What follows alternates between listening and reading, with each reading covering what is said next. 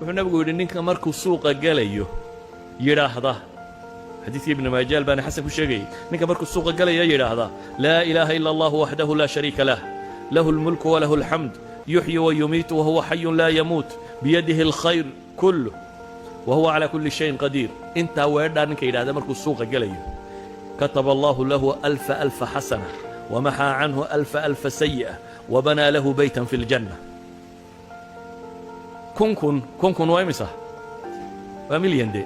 af carabigii hore milyan waxa la yidhaha kuma jirin alf weeyaan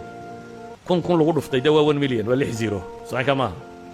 wuxuu nabigu leeyahay ninka markuu suuqa galayo maalintii ee tijaarada uu ku sii socdo intan akhriyaa 1 milyan oo ajara waa loo qorayaa 1 milyan oo sayi'ana waa laga rogayaa gurina jannada looga dhisayaa